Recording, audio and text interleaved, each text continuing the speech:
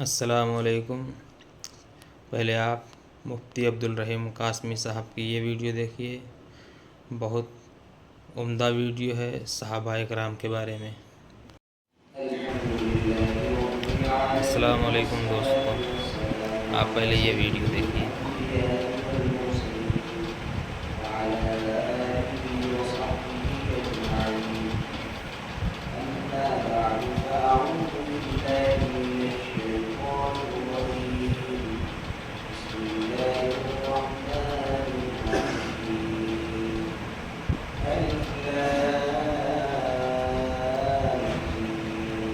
بہت خوبصورت ویڈیو۔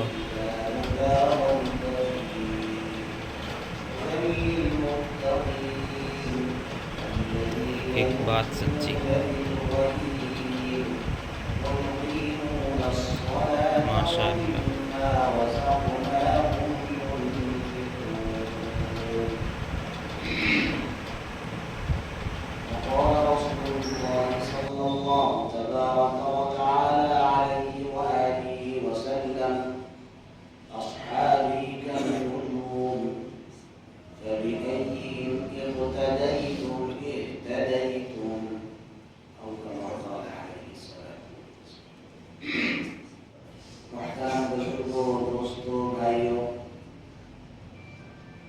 پچھلے جمعے کو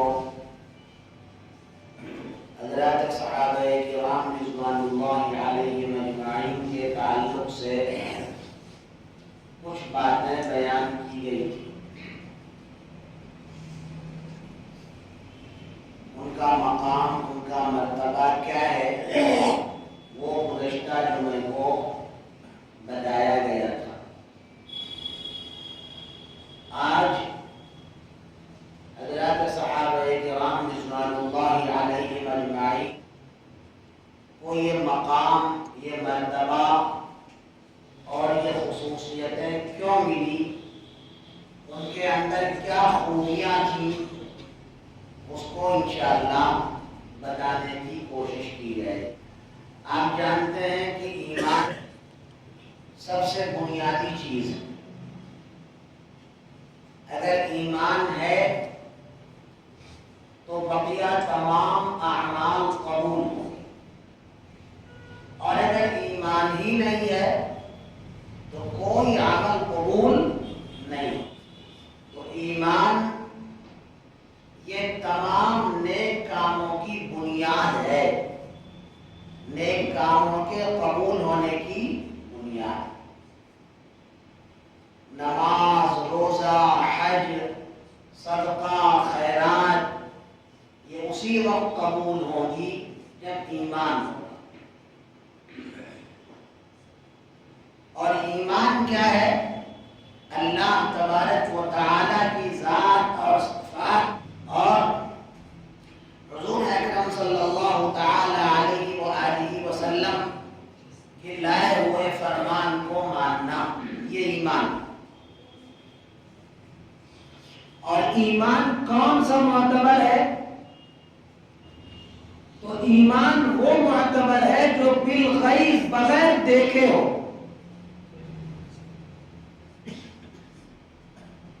قرآن میں کہا گیا نا، الذین یؤمنون بالغیب، جو بغیر دیکھے ایمان لاتے ہیں۔ ظاہر سی بات ہے کہ صحابہ رضی اللہ عنہم اجمعین یا ان کے بعد آنے والے لوگ قیامت تک کسی نے اللہ تبارک و تعالیٰ کو دیکھا تو نہیں ہے، لیکن اللہ تعالیٰ کے احکامات کو، ارشادات کو، فرمودات کو مانا ہے، یہی ایمان بالغیب۔ اور اسی کی خوبی قرآن کے اندر بیان کی ہے، الذین یؤمنون بالغیب۔ صحابہ کی بڑی خوبی یہ تھی کہ وہ ہر اس بات کو مانتے تھے جس کو اللہ نے اور اللہ کے نبی نے بیان کیا، اور جنت بھی انہی لوگوں کے لیے۔ یہ تو سورہ بقرہ کی پہلی آیت ہے، الف لام میم ذالک الکتاب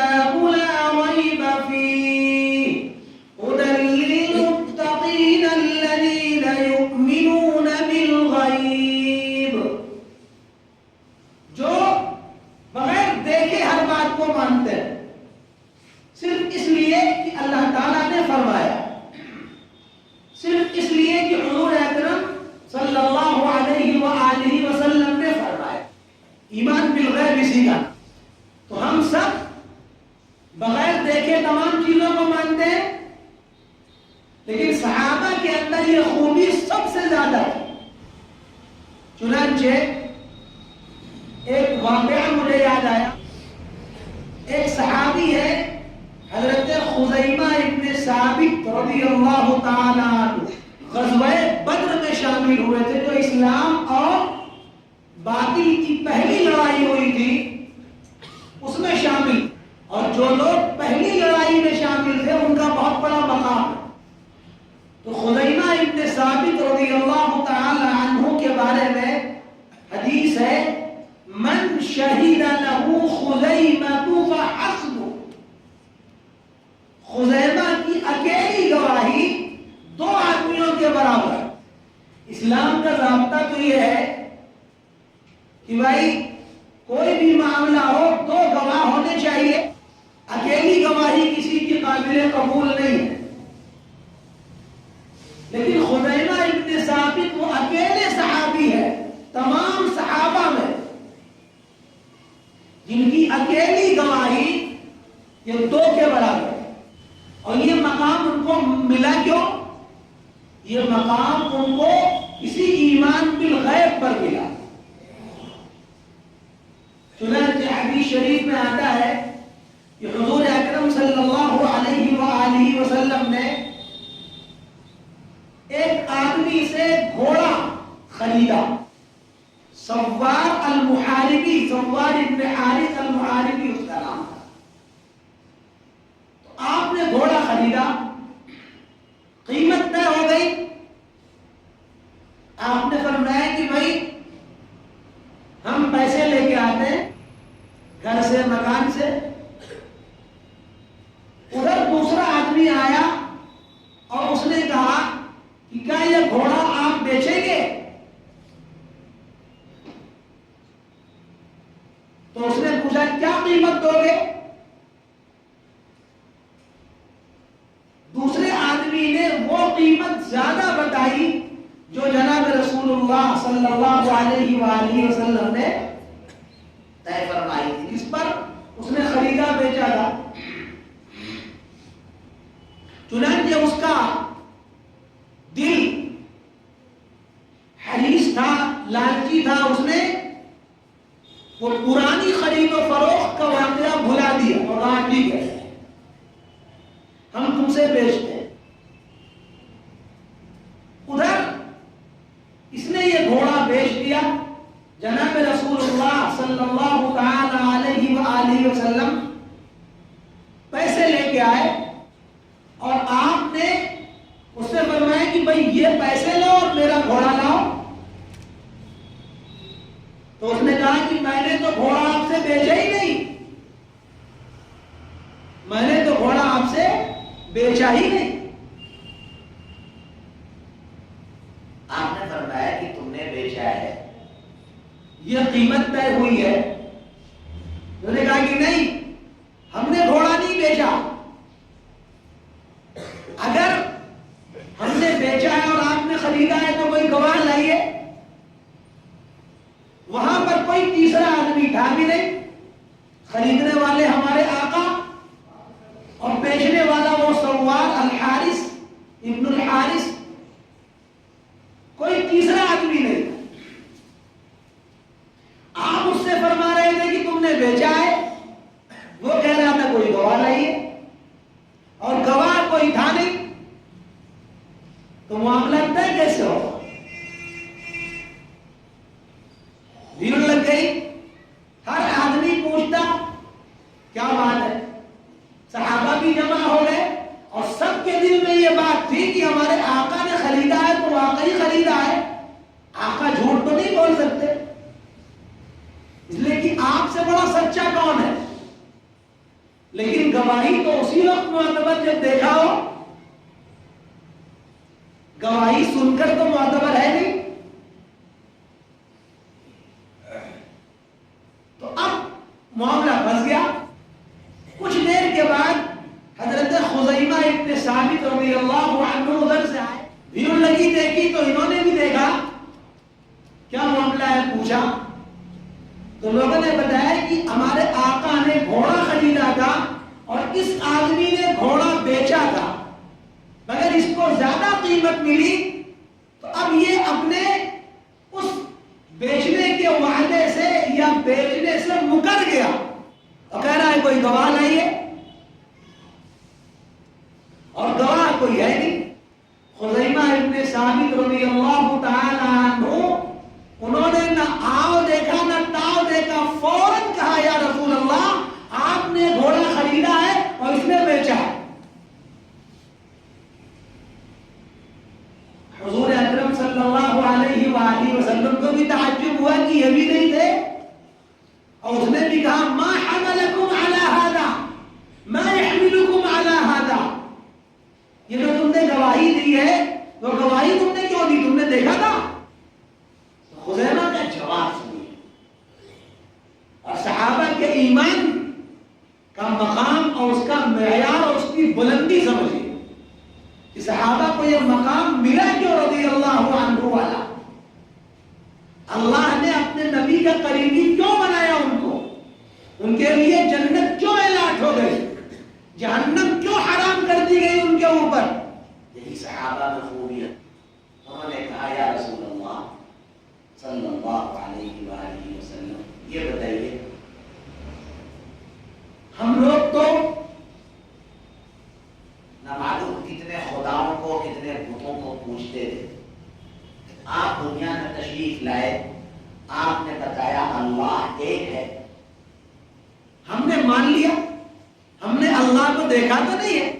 آپ نے بتایا کہ میں اللہ کا رسول ہوں، مجھ پر اللہ کا پیغام نازل ہوتا ہے. اللہ نے آ کر ہم سے بتایا تو نہیں، ہم نے بس سنا مان لیا. آپ نے بتایا مرنے کے بعد قبر میں سوال جواب ہونا ہے، ہم نے مرنے کے بعد کے حالات کو دیکھا تو نہیں، ہم نے مانا. آپ نے بتایا کہ قبر کے اندر عذاب بھی ہوگا اور راحتیں بھی ہیں، ہم نے دیکھا تو نہیں مگر ہم نے مانا. آپ نے بتایا جنت بھی ہے جہنم بھی ہے پلسرات بھی ہے، قیامت میں اللہ کے یہاں سارے اعمال کا حساب بھی دینا پڑے گا، ہم نے کوئی چیز دیکھی تو نہیں. آپ نے بتایا کہ جبریل امین یہ پیغام لے کے آئے، ہم نے جبریل کو آتے ہوئے تو نہیں دیکھا، ہم نے مان لیا. اے اللہ کے نبی آپ یہ بتائیے جب اتنی ساری باتیں آپ نے بتا دی اور وہ تمام باتیں ہم نے بغیر دیکھے ہوئے صرف اس لیے مانا کہ آپ نے یہ بات بیان کی ہے اور آپ سچے ہیں، سب سے بڑے سچے ہیں، تو کیا یہ دنیا کی جو ذلیل رقم جو ذلیل چیزیں ہیں روپے پیسے، کیا اس کے بارے میں آپ جھوٹ بول سکتے ہیں؟ خدا کی قسم آپ سچے ہیں، یہ جھوٹا. ادھر سے خزیمہ کی زبان سے یہ نکلا کہ آپ سچے یہ جھوٹا. ادھر جبریل امین آ گئے، اعلان ہو گیا من شہید لہ خزیمہ فحسبہ، یا رسول اللہ خزیمہ کو سلام بھیجیے اور اللہ نے اعلان کر دیا آج سے خزیمہ کی اکیلی گواہی دو کے برابر. حدیث کی بہت سی کتابوں میں روایت موجود، امام حاکم کی مستدرک 2188 نمبر کی حدیث ہے، امام بیہقی کی کتاب بیہقی میں ہے، اور بھی کتابوں کے اندر یہ روایت موجود. تو یہ مقام کس پر ملا؟ الذین یؤمنون بالغیب، جو غیب دیکھے ایمان لاتے. اتنا مضبوط ایمان کہ نبی نے کہا ہے تو ہم یقین مانتے ہیں کہ یہ بات صحیح. حضرت سیدنا صدیق اکبر رضی اللہ عنہ کا نام صدیق کیوں پڑا؟ صدیق کے معنی بہت سچا، سچوں کا سچا. ان کو یہ مقام کیوں ملا؟ اسی لیے ملا کہ جب معراج سے آپ تشریف لائے اور آپ نے اعلان کیا کہ میں نے ساتوں آسمان کی سیر کی ہے، اللہ تبارک و تعالی نے جنت اور جنت کا معائنہ کروایا، عجیب عجیب چیزیں دیکھی. کفار مکہ نے مذاق اڑایا، یہ دیکھو ابھی تک تو کہہ رہے تھے کہ ہم نبی ہیں، اب کہہ رہے ہیں ہم ساتوں آسمان بھی دیکھا ہے، اور وہ بھی تھوڑے سے وقت میں. بھلا کوئی آسمان پر جا سکتا ہے؟ تو لوگوں نے حضرت ابوبکر صدیق رضی اللہ عنہ سے یہ بات کہی کہ اگر کوئی آدمی یہ بات کہے تو مانی جا سکتی؟ تو فرمایا کہ ہاں، اگر محمد رسول اللہ یہ بات کہتے ہیں تو واقعی مانی جائے، کوئی اور کہے گا تو نہیں مانی جائے. تو کیا لقب پڑا؟ صدیق، سب سے بڑے سچے. اتنا بڑا مقام ملا. یہ کیوں ملا؟ الذین یؤمنون بالغیب. صحابہ کی خصوصیت ہے، بہت سے واقعات اس پر. دوسری بڑی صفت صحابہ کی، وَيُقِيمُونَ الصَّلَاةَ. اللہ کی عبادت صحابہ جس شوق سے کرتے تھے اس شوق سے عبادت کرنے والے لوگ بہت کم پیدا ہوئے ہیں بعد میں. صحابہ جیسا شوق کی عبادت کا کسی کے پاس بہت مشکل سے ملتا ہے. قرآن نے کہا تراہم رکعا سجدا یبتغون فضلا من اللہ ورضوانا. ان کو تم دیکھو گے کبھی رکوع کی حالت میں، کبھی سجدے کی حالت میں، کبھی قیام کی حالت میں. صحابہ کا یہ مقام، صحابہ کا یہ مقام. تراہم رکعا سجدا یبتغون فضلا. عبادت اعلیٰ قسم کی، اعلیٰ قسم کی عبادت. یہ صحابہ کی عبادت کا مقام. سورہ فتح میں یہ آیت موجود ہے. محمد رسول اللہ سے یہ آیت شروع ہوتی ہے، اس کے بعد صحابہ رضی اللہ عنہم کا مقام ہے. سورہ فتح آیت نمبر 29. اور عبادت کیسی؟ اللہ اکبر. حدیث شریف میں آتا ہے کہ کئی صحابہ ایسے گزرے ہیں جو رات میں نماز میں قرآن پورا پورا ختم کر لیا کرتے. حضرت عثمان غنی رضی اللہ عنہ کا نام تو بڑا مشہور ہے، سب جانتے ہیں، نبی کے داماد ہیں اور تیسرے نمبر کے خلیفہ عثمان غنی رضی اللہ عنہ. علامہ طبرانی نے المعجم الکبیر حدیث نمبر 130 میں یہ واقعہ بیان کیا کہ قرآن پورا قرأ القرآن فی رکعت واحدہ. نماز میں کھڑے ہوتے اور پورا قرآن پڑھ جائے، پورا قرآن پڑھ جائے. آج اگر دراصل لمبی سورت اگر کوئی پڑھ دے امام تو لوگوں کی حالت خراب ہو جائے. اور کہاں پورا قرآن نماز میں نفلوں میں پڑھ جائے. حضرت عثمان غنی، حضرت تمیم داری، سارے لوگ یہ کسی میں شکایت ہو. صحابہ کا یہ مقام. ایک اور واقعہ مجھے یاد ہے. صحابہ کی ذرا عبادت کا معاملہ دیکھیے. دو صحابی حضرت عباد بن بشر، ایک صحابی اور تھے. ایک جنگ کے موقع پر دو لوگوں کی ڈیوٹی لگی کہ بھئی رات میں تم کو پہرا دینا. سارے صحابہ آرام کریں گے، دو لوگ پہرا دیں. تیار ہو گئے. تو دو صحابی تھے پہرا دینے والے. دونوں نے آپس میں مشورہ کیا کہ اگر دونوں لوگ جگیں گے تو ہو سکتا ہے کہ دونوں کو نیند آ جائے رات میں، تو پہرے داری کہاں ہو پائے. تو ایک آدمی سو جائے آدھی رات تک، دوسرا آدمی باقی آدھی رات سو جائے. اس طرح پہرے داری بھی ہو جائے گی اور کسی کی آنکھ بھی نہیں لگے گی. چنانچہ حدیث شریف میں آتا ہے کہ ایک صحابی سو گئے، دوسرے صحابی وہ جاگنے لگے. ان کو خیال آیا کہ پتہ نہیں بیٹھے بیٹھے ہم بھی سو جائیں، لاؤ نماز میں کھڑے ہو جائیں، اس سے اچھی چیز کیا ہے. چنانچہ نماز میں کھڑے ہو گئے. کے کیمپ کا ایک آدمی، اس نے دیکھا کہ خالی ایک آدمی جل رہا ہے، باقی سب سو رہے ہیں، تو اسی کو مار دے، پھر اچانک حملہ کر دیں گے ان پر۔ چنانچہ اس نے تیر چلایا، ایک تیر لگا، انہوں نے حرکت نہیں کی، دوسرا تیر لگا، تیسرا تیر لگا، وہ سمجھا کہ لگ رہا ہے کوئی اور چیز ہے، جو بھی سمجھا وہ چلا گیا۔ وہ ادھر جب خون زیادہ بہنے لگا، کمزوری آنے لگی، تو انہوں نے جلدی سے نماز پوری کی اور اپنے ساتھی کو جگایا۔ ساتھی نے کہا یہ کیا ہوا؟ تو بتایا کسی دشمن نے تیر مارا، مجھے تیر لگ گیا۔ پہلے کیوں نہیں جگایا؟ تو کہا کہ میں نے نماز میں فلاں سورت شروع کر رکھی تھی، میرا دل نہیں چاہتا تھا کہ میں نماز توڑوں۔ آپ بتائیے، تیر لگ رہا ہے اور نماز نہیں توڑ۔ یہاں پہ ایک اعتراض ہو سکتا ہے کہ بھائی خون تو نکلتا ہے تو وضو ٹوٹ جاتا ہے، ان کا خون نکلا تو وضو ٹوٹ گیا؟ تو جواب یہ ہے کہ شروع اسلام کی باتیں ہیں، اس وقت احکامات بن رہے تھے، ہو سکتا ہے ہم کو نہ معلوم رہا ہو، ممکن ہے، ورنہ مسئلہ تو یہی ہے، الوضوء من کل دم سائل، خون نکلے گا وضو ٹوٹ جائے گا، مسئلہ تو یہی۔ ہو سکتا ہے کہ میں نہ معلوم رہا ہو مسئلہ، ممکن ہے۔ صحابہ بھی تو بہت سے لوگ نئے نئے ایمان لاتے تھے، نئے ایمان لائے ہوئے آدمی ہو، احکامات نہ پتا ہو، ساری بات ممکن ہے، تو لہذا کوئی اعتراض کی بات نہیں۔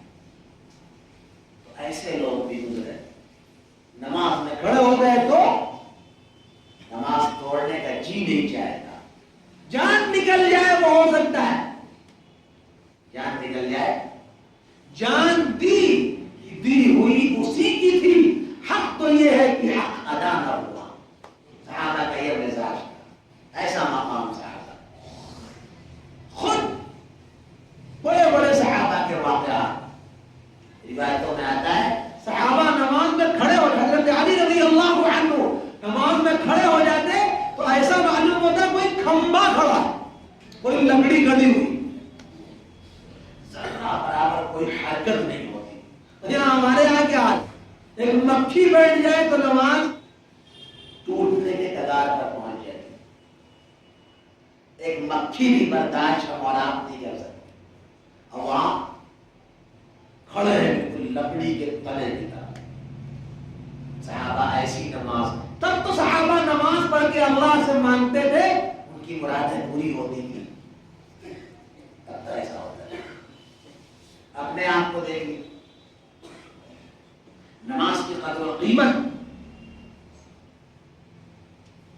حدیث شریف میں واقعات موجود، سیدنا عمر رضی اللہ عنہ کی شہادت ہو گئی، ابو لولو مجوسی نے برچھا مارا، نیزہ مارا، ایک نہیں کئی زخم لگ گئے، کئی زخم لگ گئے، خون کے فوارے چھوٹ رہے۔ کتابوں میں آتا ہے کہ بس پیچھے والوں کو یہ نہیں معلوم ہے کہ ہوا کیا ہے، خالی اتنی بات معلوم ہوئی کہ آواز بدل گئی، پہلے حضرت عمر کی آواز آ رہی تھی نماز میں، اب عبد الرحمن بن عوف کی آواز آ رہی ہے، اتنا معلوم ہوا کہ امام بدل گیا، لیکن ہوا کیا وہ جان نہیں پایا، صحابہ خود کہتے ہیں۔ اور وہ نکلا پیچھے، صحابہ کی صفیں موجود تھی، مارنے لگا، اس نے مسجد نبوی کے اندر 13 صفیں تھی اس وقت، اس نے 13 صفوں کے لوگوں کو زخمی کیا تھا، اخیر میں جب اس کو لگا کہ اب ہم نہیں نکل پائیں گے، 13 میں سے 7 تو وہیں موقع پر انتقال کر گئے، شہید ہو گئے، سب کو مارتا جا رہا تھا، ایک کندھے کا راستہ چھوڑے، لیکن ان کی صف وہ صف نہیں تھی، دیوار تھی۔ یصفون کما تصف الملائکہ، بخاری کی روایت، وہ صفیں ایسی بناتے تھے جیسے صف فرشتے بناتے، بڑی مضبوط۔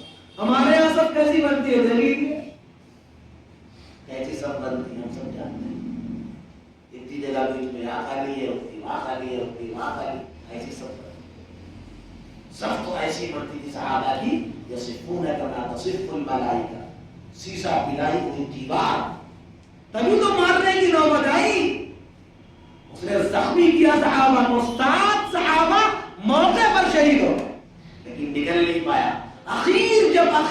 پہنچا اس نے سوچا کہ اب تو نہیں نکل پائیں گے، اس نے خود اپنے آپ کو مار دیا، خودکشی کر لی، مر گیا۔ اور نماز توڑی نہیں گئی۔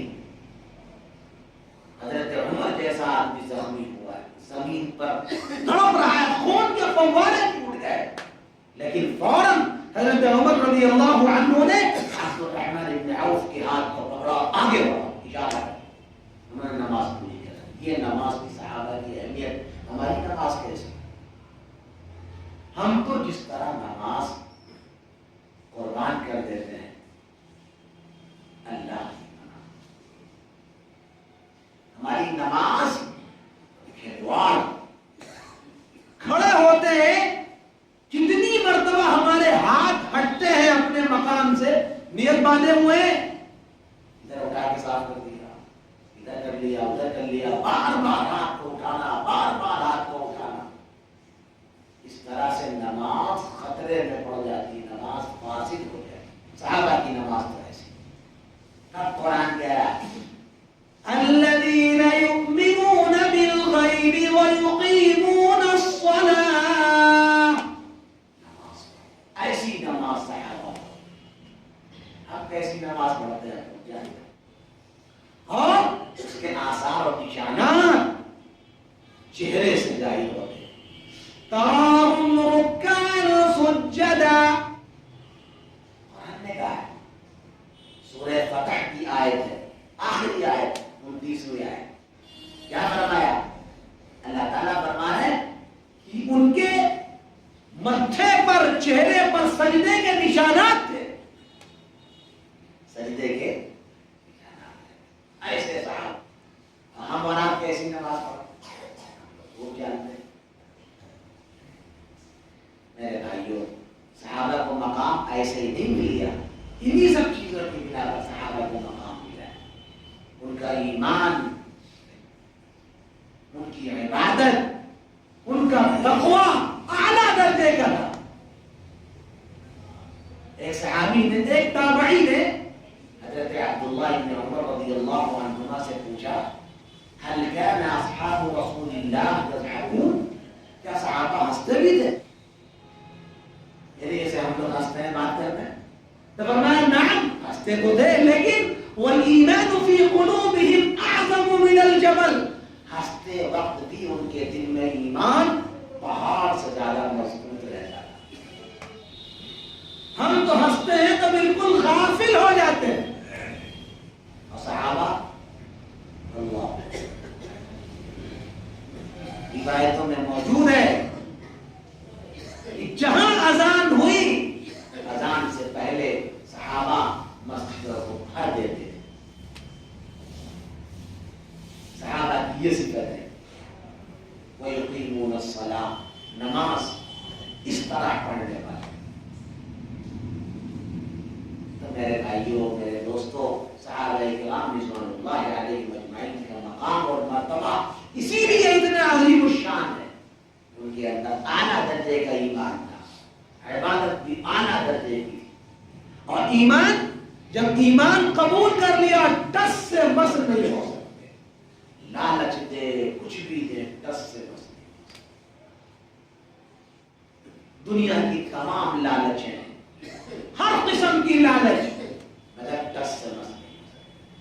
حضرت بلال رضی اللہ عنہ کا واقعہ تو بڑا مشہور ہے، ان کا مالک، ان کا آقا، ان کا سردار ان کو تپتی ہوئی ریت پر لٹاتا تھا، کھینچتا تھا اور کہتا تھا بلال ایمان چھوڑ دو، تو کیا فرماتے؟ نہیں، اللہ احد احد احد، اللہ تو ایک ہے، اسی کو مانیں گے۔ حضرت صہیب رضی اللہ عنہ اعلیٰ درجے کے صحابی، ایک مرتبہ حضرت عمر رضی اللہ عنہ کی خدمت میں آئے، جب حضرت عمر خلیفہ تھے، تو حضرت عمر رضی اللہ عنہ تو بعد میں ایمان لائے تھے، تو آپ نے پوچھا صہیب ذرا ایمان لانے کے وقت جو تکلیفیں ہوئی اس کو بتاؤ۔ حضرت صہیب نے فرمایا امیر المؤمنین، آپ اس کو سن نہیں پائے، وہ داستان بڑی تکلیف دہ ہے، بڑی پریشان کن ہے۔